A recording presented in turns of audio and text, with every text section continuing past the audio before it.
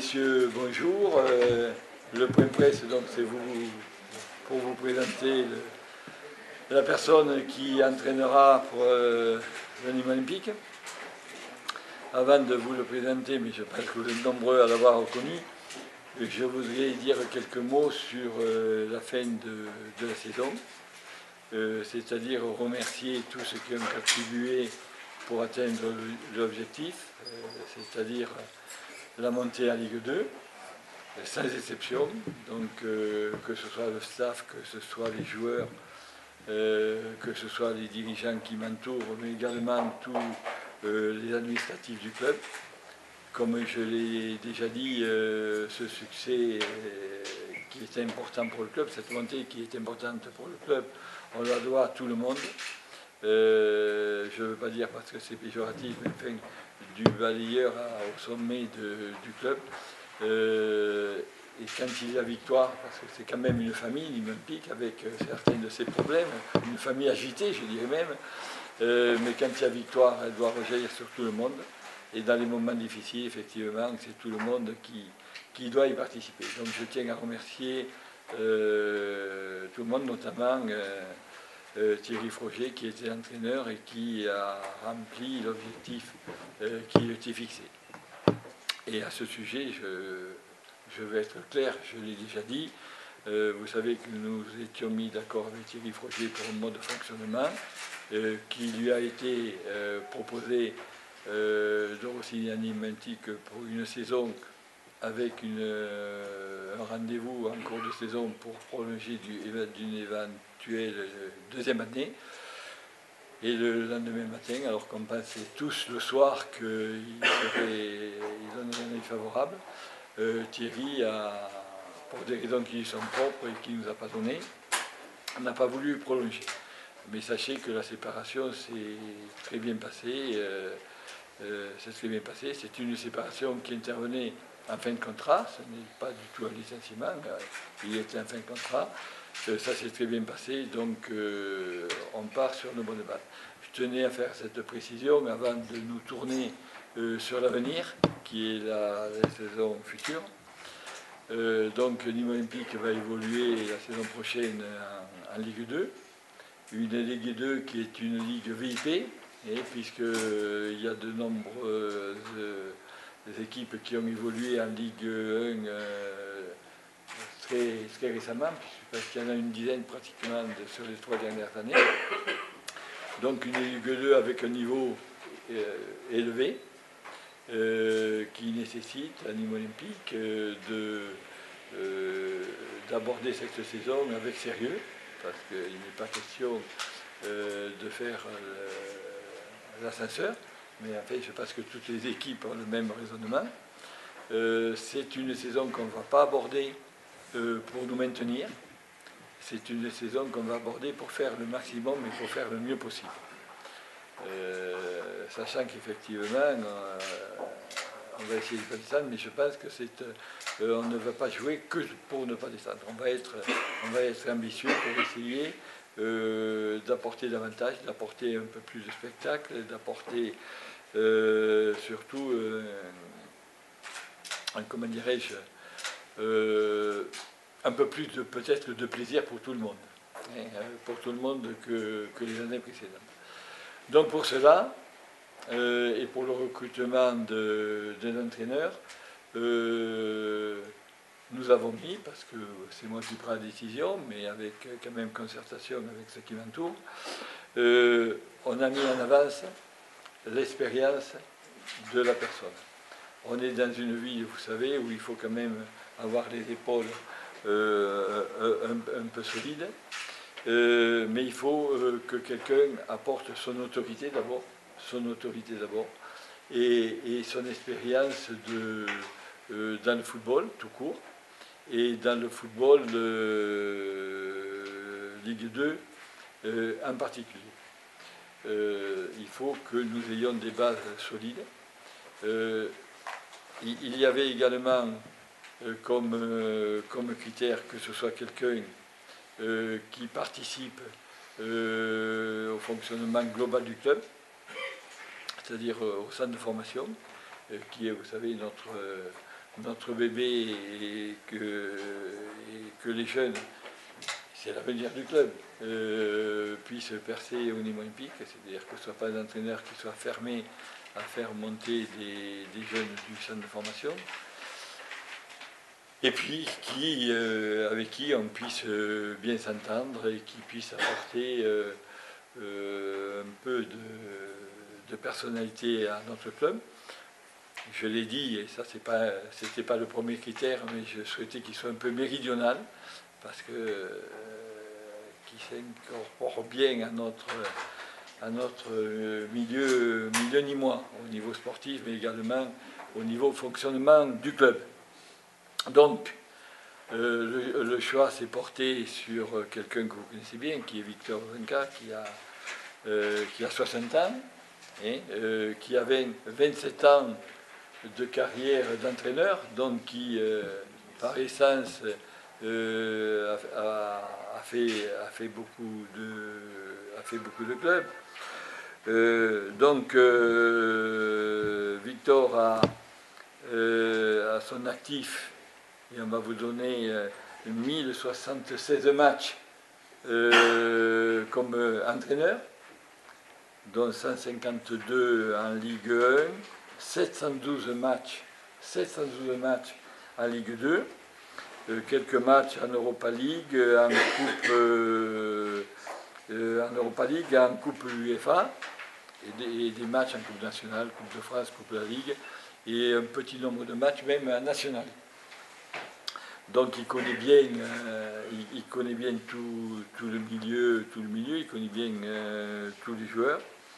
Il a un palmarès qui est quand même important, on va vous le communiquer, mais bon, il a fait monter un club en Ligue 1,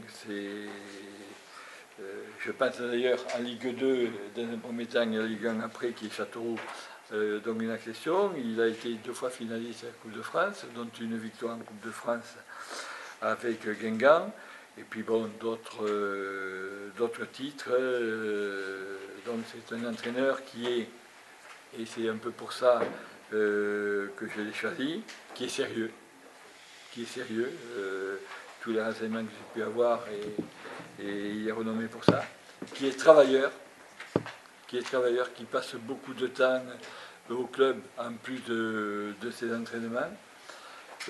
Qui a, comme je vous dis, une grande expérience de la Ligue 2, mais également du football dans son entité. Bon, Victor participe au niveau extrasportif à de nombreuses associations. Bon, je sais qu'il joue avec les anciens de Marseille, ce qui n'est pas une référence, parce que nos anciens...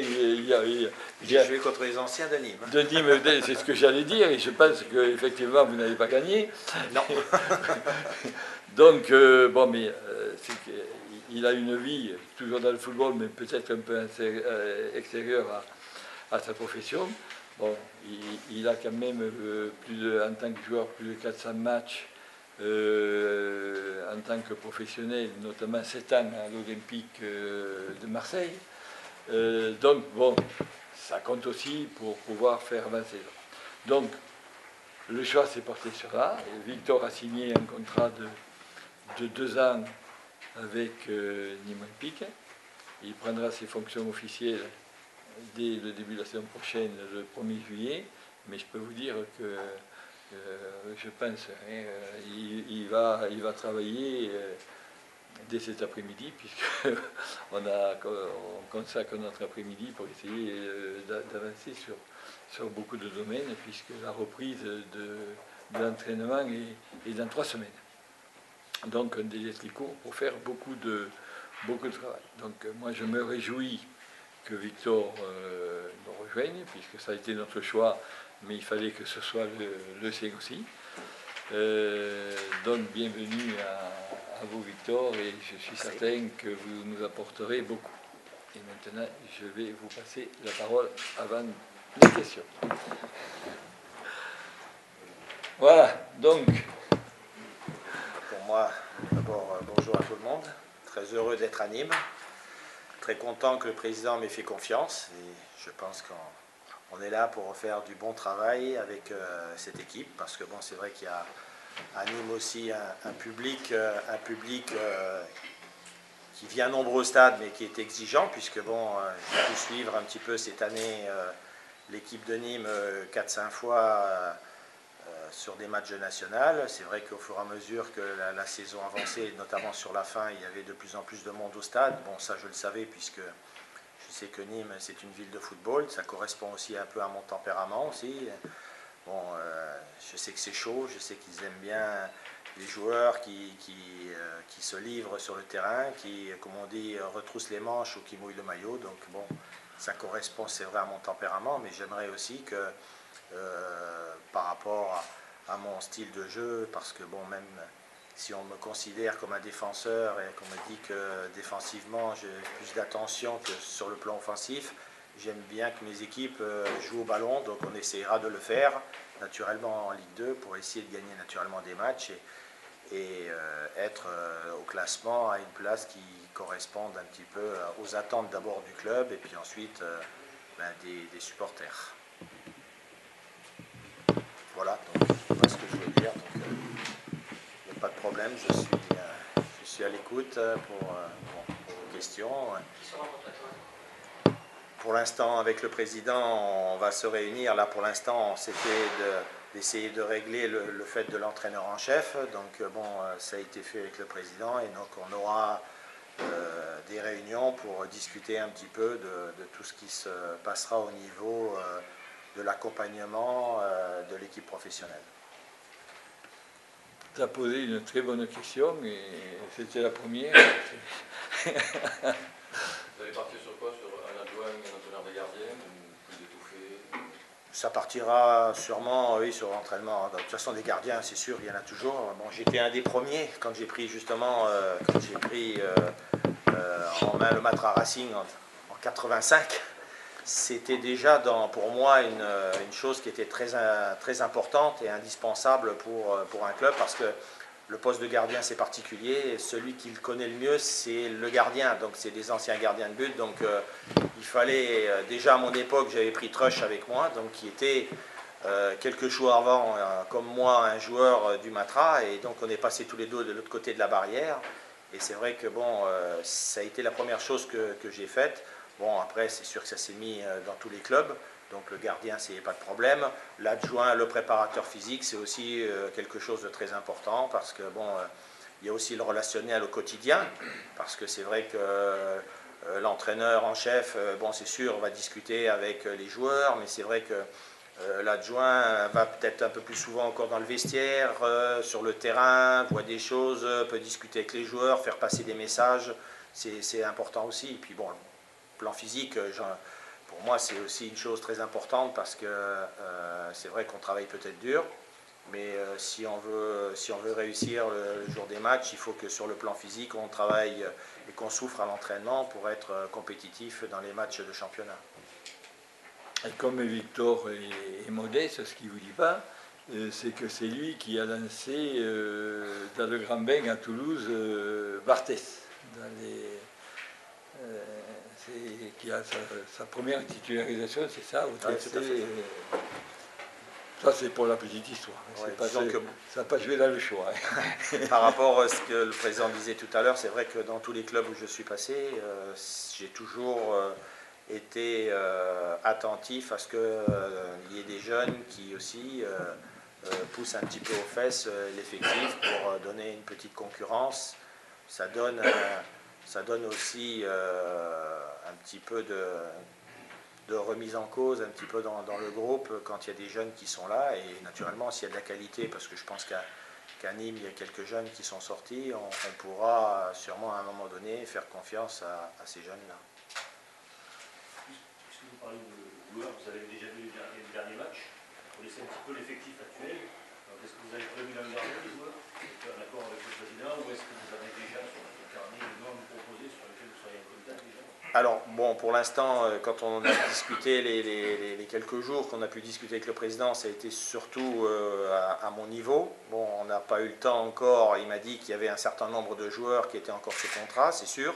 Cet après-midi, on va se mettre tous les deux à discuter, à voir un petit peu l'effectif, qui reste pas, ceux qui sont sous contrat. Est-ce que, bon, Est-ce que j'ai vu, est-ce que bon, on va faire un tel va partir, un tel on va le garder, on va faire ça cet après-midi et après ben, on va définir un groupe parce que c'est vrai que l'idéal, je dis bien l'idéal, après on verra avec le président, l'idéal pour moi c'est vrai que c'est 20-22 joueurs sous contrat, plus les gardiens, donc plus 2 ou 3 gardiens parce qu'il y a un jeune qui peut peut-être être dedans, je n'ai pas encore vu exactement le truc, mais pour bien travailler, je pense que ça serait le quota avec naturellement des jeunes qui sont là. Voilà. Donc 22 joueurs plus 2-3 gardiens. On va essayer parce qu'après il faut qu'on voit avec le président les contrats et tout. Hein. Il reste 23 joueurs sous contrat. Oui, il y a pratiquement la totalité qui sont sous contrat. Voilà, donc on va faire le tour de la question. Ce qui rend le recrutement difficile, mais je pense qu'on est quand même... Les marges de manœuvre aussi. Oui, mais je pense qu'on est un peu tous d'accord. C'est que quand on disait, j'entends la question, est-ce qu'on va les garder, il est bien évident qu'on en gardera la majorité. Oui, oui. On en gardera la majorité, et que le but n'est pas, et ça, c'est le code qui dira, mais c'est pas de tout bouleverser. Ah non, pas du tout. C'est de jouer la qualité plutôt que la quantité. Est-ce qu'au vu des Oui, c'est ce qui est normal, hein, parce que je pense qu'il y a un groupe qui a été fait. Et on n'est pas là, je sais pas parce qu'il y a un changement d'entraîneur qu'on va complètement changer tout cet effectif. On va essayer de rajouter, si on peut naturellement, puisque bon, on va voir les joueurs, essayer de ramener des joueurs qui seront naturellement un plus, en espérant que ce soit un plus pour ce qui est en place. Voilà. Après les matchs que vous avez déjà regardés, est-ce que vous est sauté aux yeux des faiblesses au sein de cette équipe de Nîmes? Alors, je ne vais pas trop en parler parce que bon, je pense que... Quelles sont vos priorités? Non, mais Thierry a fait du bon travail, hein, évidemment, il a fait remonter cette équipe. Donc aujourd'hui, il y avait une vision des choses et avec le national, bon, moi je vais avoir une vision des choses peut-être en montant de catégorie puisqu'on va être en Ligue 2. Donc je vais essayer de voir un petit peu. Je veux d'abord voir le tour de mon effectif avant de me prononcer sur des choix. Est-ce qu'il y a des joueurs qui vous avaient tapé dans l'œil? Oui, il y a des joueurs naturellement qui m'ont... Ben, pas seulement d'aujourd'hui, hein, pas de cette année, je veux dire. Hein. Bon, Bénézé, je l'avais vu jouer l'année d'avant en Ligue 2, il m'avait fait des bonnes impressions. Poulain, que j'avais vu aussi, il m'avait fait aussi. Bon, c'est pour Adou qui avait joué aussi cette année. Bon, Koné, je l'ai vu jouer 3-4 fois. Je ne l'ai pas vu à l'extérieur, je l'ai vu qu'à la maison. Donc, il y a des matchs, naturellement, il a été très décisif. Il y en a d'autres où il a été un peu moins bon, parce que c'est vrai qu'il sortait d'une longue punition, puisqu'il avait été expulsé. Donc, bon, voilà, un petit peu les 2-3. Bon, Ogunbi, j'en parle pas, puisqu'il était avec moi à Guingamp, donc je le connais par cœur. Donc je sais qu'il a fait énormément de bien à cette équipe, il a fait des passes décisives, il a marqué des buts, donc bon, tout ça ce sont des joueurs, bon Merville que je connais aussi, voilà, bon il y a un joueur aussi que pour vous, c'est vrai que ça a été une année et demie difficile, c'est Niflor, je connais très bien aussi puisqu'il habite avec moi à Guignon, donc voilà, donc après je ferai le tour de tout ce qu'il y a. Il y a certains joueurs naturellement que je connais aussi parce qu'ils étaient souvent joué en Ligue 2. Bon, il y a Piocel qui a joué sur la fin de saison aussi, que bon, je connais, pas seulement d'ici, je le connaissais avant, donc voilà. Donc, ben, de toute façon, tous les joueurs, à part peut-être les jeunes qui sortaient du centre, les 2-3 jeunes qui sortaient du centre et que j'ai découvert, tous les autres joueurs, ce n'est pas une découverte pour moi, puisque bon... Comme on vous a dit, ça fait maintenant un certain nombre d'années que je suis en Ligue 2. Donc, comme j'allais souvent suivre des matchs nationaux, même des matchs de CFA ou de CFA 2 dans les clubs où j'étais, je regarde tous les week-ends le France Football, je regarde tout, j'essaie de me renseigner, de voir un peu, d'aller voir des matchs pour essayer de recruter et de voir si on ne peut pas trouver des joueurs dans des divisions inférieures qui puissent, à un moment donné... Niflor, par exemple, pour parler de Niflor, quand il a signé à Guignon avec moi, j'allais voir jouer Tours, qui était en national. J'ai dit, tiens, si un jour je prends un club comme Koulibaly, qui était avec moi à Guignon, je dis, voilà, si jamais je signe, je le fais signer avec moi.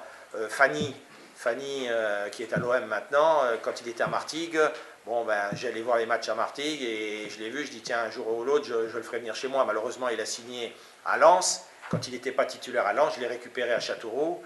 Et c'est là qu'il s'est montré un petit peu et que derrière, il a trouvé des clubs. Il a pu signer à Nice dans la foulée. Marshall, c'était la même, je le connaissais aussi. Voilà, je veux dire, dans plein de clubs, il y a des exemples de joueurs que je connais. Waro, j'en parle pas parce que bon, tout à l'heure, je vois son agent qui m'a déjà appelé. Bon, il sait comment on travaille. Il sait comment on travaille. Donc voilà, donc vous savez, c'est aussi sur la France, bon, il y a des agents qui me connaissent, ils savent très bien que bon, je fais confiance, que je peux, dans le travail, ils savent comment je fonctionne, ils savent que des fois c'est la possibilité pour un joueur qui est entre la Ligue 1 et la Ligue 2, du temps de jeu ou bien de la confiance, bon, ils savent très bien que bon, il y a des joueurs qu'on peut récupérer et qu'on pourra faire signer si on peut les faire, naturellement, et ce qui leur permettra d'abord de prendre de l'expérience, mais aussi de nous faire gagner des matchs. Voilà. Le passage du national à la Ligue 2, au niveau football, au jeu, c'est pas que je dis, pardon, c'est pas qu'il y ait un fossé, mais ça devient très difficile. Il faut être vigilant, il faut avoir de l'effectif, il faut avoir des joueurs d'expérience. Et puis là, on tombe véritablement dans le professionnalisme, je dirais, qu'on côtoie en Ligue 1 et en Ligue 2. En Ligue nationale, on a des clubs qui, naturellement, voyagent avec des fois des voitures particulières, des petits bus. Ils font des trajets de 1000 km des fois. Donc, ce n'est pas le même championnat. Et donc, il faut se préparer. L'avantage qu'on a pu avoir peut-être à Nîmes, c'est qu'ils ont gardé le statut pro. Il y a beaucoup de joueurs qui sortent de Ligue 2, pour certains même de Ligue 1. Donc, ils ont cette expérience. Donc, on pourra naturellement s'en servir. Vous arrivez après un entraîneur qui a été champion national. Vous êtes très attendu finalement au tournoi. Non, moi, ça me... c'est plus dans ma réflexion. Malheureusement, c'est le métier qui veut ça. Bon, moi, quand j'étais au Matra, je veux dire, j'ai commencé. Bon, derrière, il y a Arthur Georges qui est venu, il est resté 6 mois, il est parti. Donc, bon, un jour ou l'autre, bon, moi, je regarde pas. Bon, je respecte le travail qui a été fait avant, parce que ça, il l'a fait, il l'a réalisé. Bon, j'arrive, il y a un choix qui a été fait. Bon, j'arrive derrière, je ne tiendrai pas compte, pour moi, dans mon raisonnement. Moi, j'arrive avec mes idées, ma façon de travailler. Bon, Thierry, je sais, c'est le hasard, hein, mais bon, ça va faire aujourd'hui, c'est la 3e fois que j'arrive après lui dans un club, puisqu'il était à Châteauroux, il a été à Guignon, et chaque fois, je suis venu derrière lui. Donc, c'est pas pour moi... voilà. J'ignorais. Oh, ben, des fois, il y a des exemples comme ça qui arrivent. Voilà. Vous avez vu le calendrier? Oui, j'ai vu le calendrier. Bah, de toute façon, on peut dire c'est dur ou pas dur, mais je pense qu'à un moment donné, il faut les rencontrer. Je pense que le président a eu cette réflexion, mais bon, moi je l'ai eu depuis maintenant, je dirais maintenant plus de 3 semaines, puisque en Ligue 2 et en Ligue 1, on savait à peu près les équipes qui allaient sûrement descendre. Donc les mouvements qu'il allait avoir, entre ceux qui ne sont pas montés de Ligue 2 en Ligue 1, il y en a un paquet qui avaient des grosses ambitions, qui ont lutté et qui malheureusement, pour certaines, se sont ramassées, d'autres se sont sauvées. On va avoir un championnat, et on le dit tous les années, mais je pense que cette année, ça sera encore pire que les autres. Il y aura un championnat de grande qualité. Donc, il faudra se préparer en conséquence. Et donc, ces équipes-là, à un moment donné, il faudra les jouer. Alors, c'est vrai que si on regarde dans les 5 premières journées, c'est vrai que c'est compliqué, parce que bon, on va jouer 3 fois sur 4 à l'extérieur. En début de saison, je pense que ça ne sera peut-être pas un handicap, parce que bon, c'est toujours plus facile de défendre, on va dire ça comme ça, plus facile peut-être de défendre que d'attaquer. Bon. Mais bon, quand tu vois les équipes qu'on va jouer, et puis le 5e match c'est quand, bon, tu te dis... mais c'est des bons... De toute façon, toute l'année, ça va être que des grands matchs. Donc bon, on va les prendre un après l'autre, et puis on va se préparer pour être fin prêt dès le premier match. Une bonne saison avec votre nouveau club, ça serait de terminer au-delà de la première partie du championnat? Ben, je dirais que, comme le président en a parlé, ça serait de ne pas être trop souvent dans la 2e partie du classement et de lutter tous les week-ends pour le maintien. Parce que c'est vrai que ça laisse beaucoup de... on y laisse beaucoup de jus. Et c'est vrai que dans ces moments-là, ben, peut-être au lieu de penser au jeu, on pense plus à ne pas défendre. Donc on va à l'envers du jeu qu'on pourrait produire. Donc c'est vrai que le début de saison serait très important pour la suite.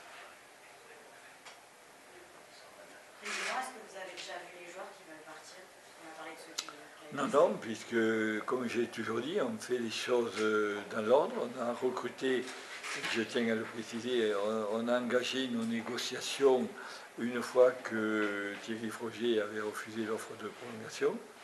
Et tout ce qui est recrutement, départ ou tout, et c'est ce que je vous ai dit d'ailleurs à vous, c'est que ça ne commencerait qu'une fois que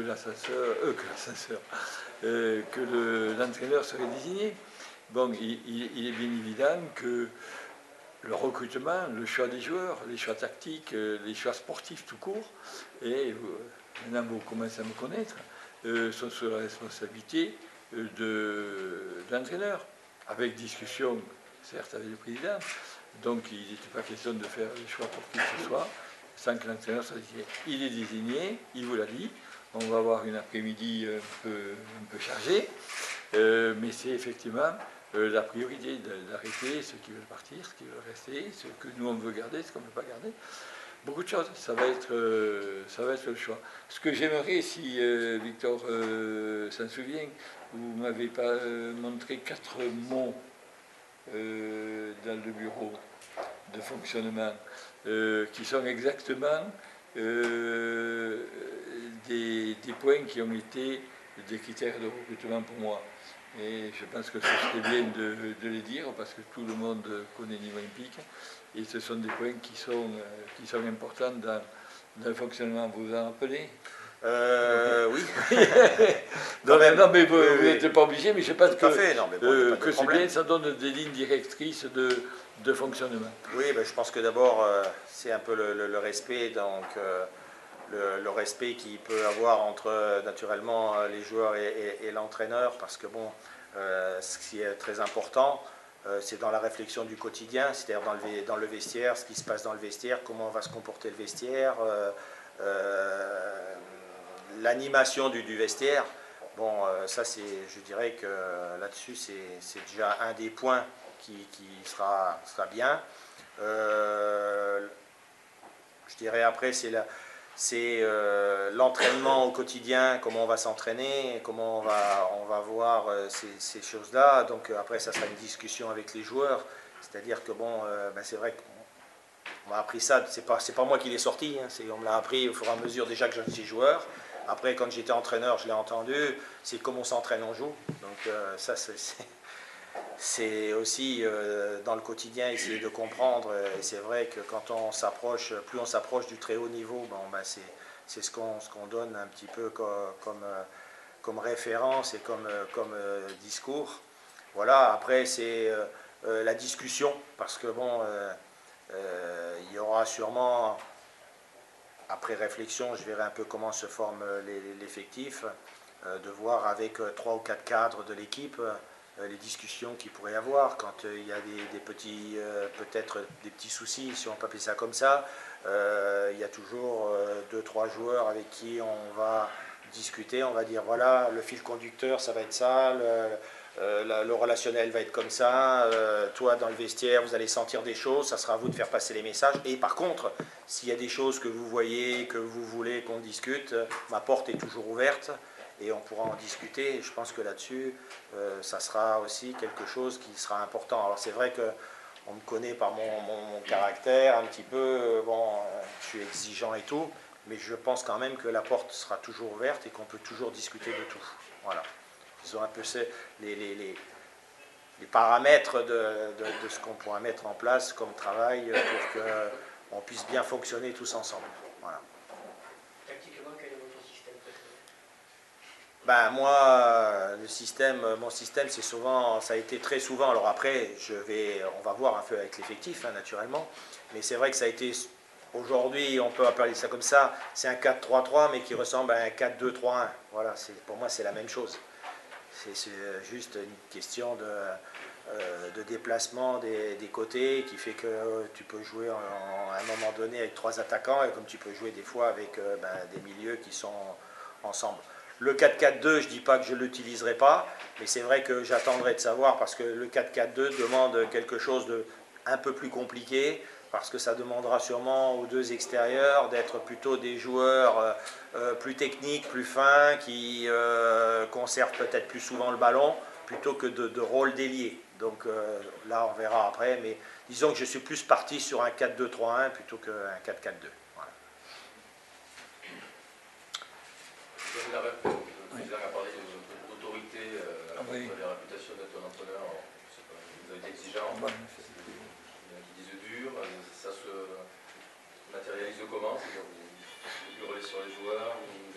en chef. Non, faut pas. Non, mais c'est ce que je voudrais comprendre, c'est que faire comprendre plutôt, c'est que on va vivre entre 20 et 25, ou même peut-être un peu plus, puisque bon, s'il y a un ou deux jeunes qui participent. Donc ça veut dire qu'il faut qu'il y ait un petit peu des règles qui soient mises en place. C'est-à-dire que bon, quand on arrive à l'entraînement, bon, si on doit fixer un entraînement à 9h, c'est pas pour arriver à 9h15, parce qu'autrement il y en a un autre qui arrivera à 9h30, il y en a un autre qui arrivera à 9h05. Je pense que les horaires sont là pour tout le monde, donc il y a une préparation aussi. C'est-à-dire que si tu viens à 9h, c'est pour faire un entraînement à 10h, tu viens pas, tu te déshabilles pas, tu vas sur le terrain. Il y a peut-être à faire un peu des étirements, peut-être faire un peu des abdos, aller voir le kiné, discuter avec les collègues. Il y aura sûrement des journaux, qu'on puisse les lire, qu'on puisse passer un moment ensemble. Il y aura sûrement une machine à café, il y aura des petites choses qui fait qu'il faut donner une certaine d'ambiance avant l'entraînement. Et pourquoi pas après l'entraînement aussi, puisqu'il y a le kiné, il y a les massages, il y aura un peu tout. Donc je veux dire, c'est un peu dans cette façon-là. Bon, après, c'est vrai que le joueur qui est blessé, pour moi, le joueur blessé doit travailler 2 fois plus qu'un autre. Parce que bon, puisqu'il n'est pas sur le terrain, donc l'intérêt d'abord du club et l'intérêt du joueur, c'est qu'il soit vite rétabli et qu'il soit vite sur le terrain. Donc ça veut dire que mieux il se préparera, moins il sera blessé, et plus il apportera. Et s'il est blessé, il faut qu'il se dépêche, et donc il faut qu'il fasse 2 fois plus de soins, peut-être, pour pouvoir être opérationnel. Voilà, après c'est l'exigence dans le travail, comme je l'ai dit tout à l'heure, au quotidien, et puis après, naturellement, c'est sur le terrain. Bon, sur le terrain, chacun sait ce qu'il aura à faire, donc après, ça sera naturellement, ça ne sera pas bloqué, ça ne sera pas non plus, chacun pourra aussi à un moment donné de faire sa patte, faire des trucs, mais si on veut réussir, il faut qu'on soit, en fin de compte, le football, c'est pas moi non plus qui l'ai invité, c'est un sport collectif naturellement, mais avec des individualités au milieu. Et puis, il y en a certaines qui sont naturellement des fois de temps en temps positives, il y en a d'autres des fois un peu négatives, donc il faudra essayer de les gommer aussi. Voilà. Êtes-vous plutôt stage d'avant-saison? Oui, j'ai dit tout de suite. Parce que ça fait partie un petit peu aussi justement de préparer un groupe. On va vivre ensemble pendant 10 jours, ça ne sera pas facile parce que bon, je suis encore de l'ancienne école, on va dire ça comme ça. Donc ça sera sûrement des réveils à 6h du matin, donc pour aller travailler d'une certaine façon, 3 entraînements par jour, parce que ça aussi c'est ma façon. Et donc c'est vrai qu'il faudra vivre ensemble, mais je trouve que c'est là que les groupes se forment aussi. Dans la souffrance d'abord, et puis après dans l'exigence de ce genre de stage, parce qu'on a besoin aussi de sortir, il ne faut pas oublier qu'on est dans le sud, hein, on est dans le midi, il fait chaud, donc il faudra essayer de se préparer à un endroit où il fait un peu plus frais, un peu meilleur, pour qu'on puisse travailler dans de très bonnes conditions. Donc il y a la montagne. Là, moi j'ai prévu des trucs, après on va voir avec le président, c'est sûr. Ils iront à la montagne. Voilà. Parce que bon, Ça sera un stage de 10 jours. Je trouve. à peu près entre 7 et 10 jours, et en fonction naturellement des prix, tout ça et tout. Moi, je m'adapte par rapport à ce que le président va me donner. Moi, je demande, après on voit si on peut, et puis si l'enveloppe est là. Voilà. Vous préférez la montagne et la Corse, quoi? Oui, non, mais bon, non, passez pas bord de mer. Encore que, vous savez, moi j'étais à Niort, on a été plusieurs fois se préparer à Soulac, qui était par contre en bord de mer, naturellement, c'était Royan, mais on n'était pas au bord de mer non plus dans le sud, c'était quand même l'Atlantique, il y avait quand même des conditions, on pouvait travailler, il y avait une forêt à côté pour courir, des terrains qui étaient à 20 mètres de l'endroit où on s'hébergeait, il y avait tout ensemble. On n'a pas trop souffert, je pense que bon, même avec le Matra Racing, j'avais été en stage là-bas, c'était des conditions pour bien travailler. Donc ce genre de conditions, on peut le retrouver. J'étais à Dinard me préparer aussi, c'était aussi des conditions intéressantes pour travailler. Donc la mer ne me dérange pas, mais dans certains endroits, pas dans le sud, parce que il fait trop chaud. Voilà. Par rapport à la reprise, il sera quel écart de stage? Je crois que la reprise c'est le 23. On va essayer de faire ça, C'est le vendredi, voilà. c'est 22 ou 23, oui. On va essayer de caler ça par rapport à des endroits que je connais, puisque bon, j'en ai fait plusieurs avec différents clubs. Donc on va essayer de voir si on peut trouver de la place, si c'est disponible, de quelle date à quelle date, et puis si on peut le faire. Voilà. Et ça sera sûr entre 7 jours minimum et 7 et 10 jours. Voilà, pas plus. Moi, vous savez, j'étais à Rodez aussi une année. C'est pour montrer un peu les différents endroits. Hein. C'est pas obligé que ce soit que la montagne. On était à Rodez dans un camp c'était pas trop mal. Comment? Oui. Monsieur Ritinois. J'étais avec Châteauroux une année, puisque la deuxième année je l'avais prévu, mais je n'étais plus entraîneur. Ah ben, malheureusement j'ai quitté des clubs, la fête de saison arrive, je prépare toujours tout. Voilà. D'autres questions? Il y aura un programme d'entraînement naturellement pour les joueurs. Bon, je m'y suis déjà mis hier un petit peu, je me suis dit si jamais j'anticipe, qu'on puisse le préparer. Si jamais ça se passait bien pour moi. De toute façon, j'ai déjà tout préparé, hein, puisque bon, ce sont des papiers que je prépare d'une année sur l'autre. Hein, voilà.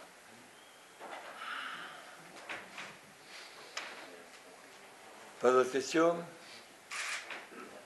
J'ajouterai que, après ce que vous venez d'entendre, vous comprenez que le choix a été facile, parce que j'ai trouvé en Victor l'expérience, et Dieu sait s'il y en a, mais j'ai trouvé, malgré son âge, la vitalité, l'envie, la passion d'un jeune. Et je pense que le peu de temps qu'il a parlé, peu de temps c'est façon de parler, mais il a partagé, et c'est ce que dans les entretiens on a eu, cette envie d'un jeune. Et on a parlé d'autorité, c'est vrai que c'est un peu ce qu'on lui reproche, mais je pense qu'à Nîmes, il faut quelqu'un un peu de solide. Quand vous avez parlé, je crois que c'est toi qui as dit, de succéder à quelqu'un, c'est une succession qui se passe, il a eu certainement des successions beaucoup plus difficiles, parce qu'elles se passent dans un bon climat, mais c'est vrai qu'il faut quand même quelqu'un qui les épaule, et de ce côté-là, je crois qu'il est solide aussi.